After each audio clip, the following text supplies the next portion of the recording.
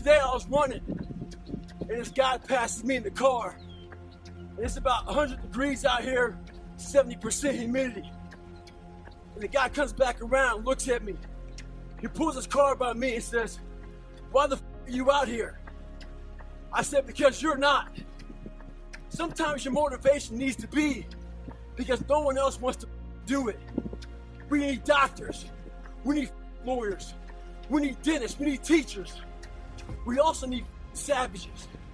This message I do is not everybody. So I don't want to say that soft bullshit about, do you have sunscreen on? This message is dangerous. It's too hot. I'm not asking you to be like me. Do you? The mind will trick you. And it's saying, just sleep in today, you deserve it. Sometimes you don't deserve it. I've worked too hard. You really haven't worked hard enough. You're growing in a comfortable world. There's no real growth there. The real growth is right now, you don't want to, you know where you should go. That's why you're not there. It's that place where you wake up and you're, man, I don't want to do this today. What people don't get though, the physical is what starts everything. You have to challenge yourself physically every single day of your life. And that's where the growth comes from. Takes the growth in your mental aspect, in your spiritual, everything grows because you start feeling better about yourself. And not many things on the planet make you feel good about yourself, like getting after it, doing something that challenges you mentally and physically every day. We all have this list in our head, this magical list of all the shit that we don't want to even do because it scares it scares the crap out of us, or it makes us feel like we're not good enough. We all have the list. We all have it. So I had a humongous list of insecurities and crap, being called growing up, and my dad beating the hell out of me and having learning disabilities, stuttering.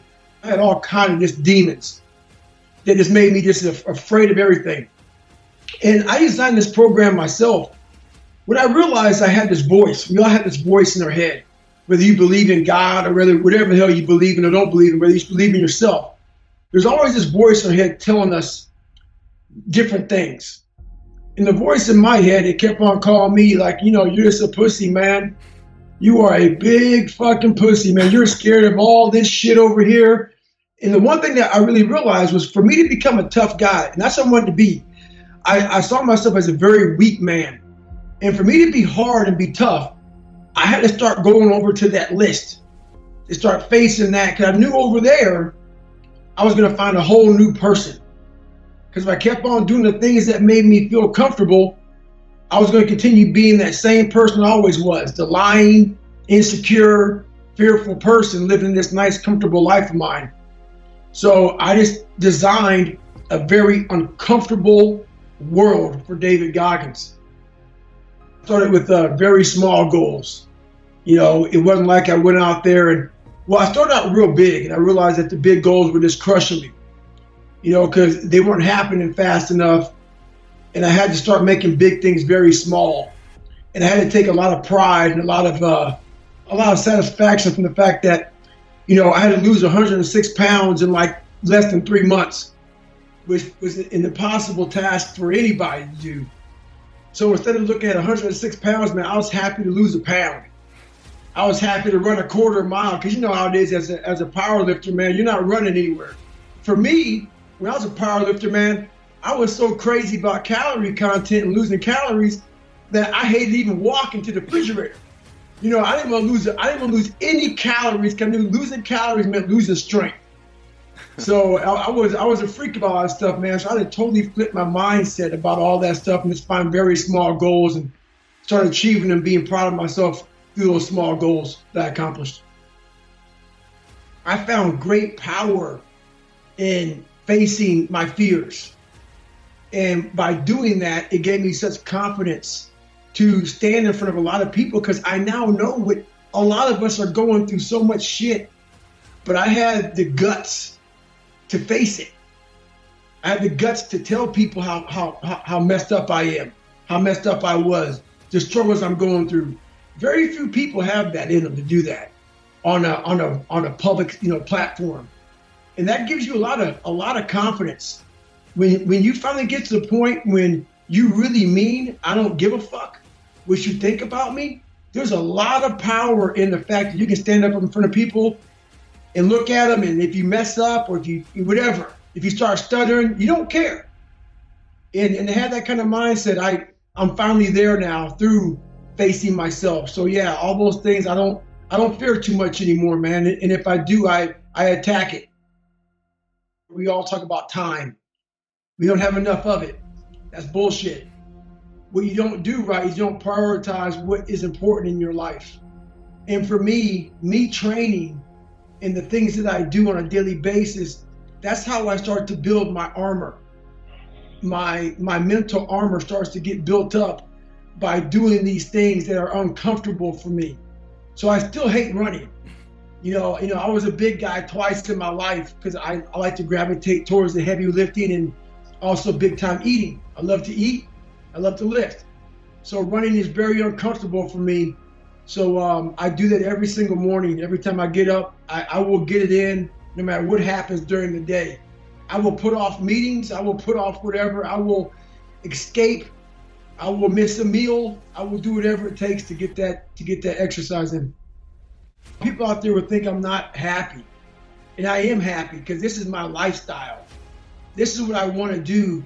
But trying to find your best self, you become unbalanced. And people always talk about this mythical creature called the balance. You want to be balanced. And I think balance is a bunch of bullshit.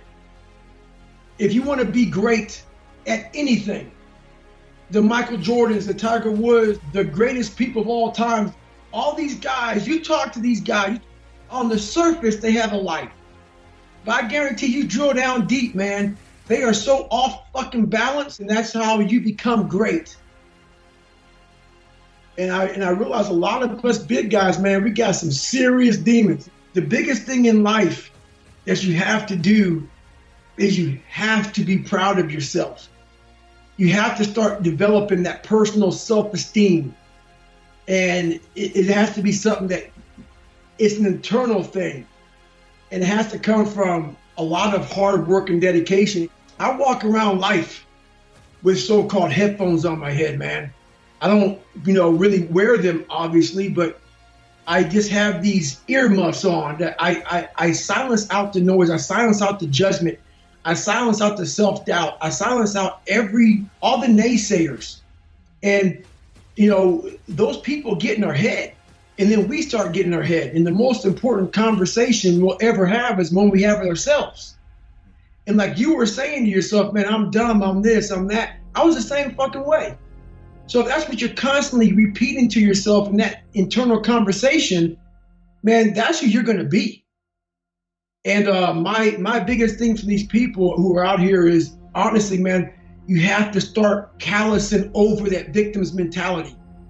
You have to start building this mental armor that no matter what anybody said, that you can be in a room full of 1 million people and all million can be like against you and calling you names and whatever. And you be like this, you know what? Roger that. You can go fuck yourself, man. 'Cause I know exactly where I'm going. I know exactly what I'm doing. That's the kind of self-esteem you have to build in yourself, man, in this kind of society today, because it's tough. It's tough out here nowadays.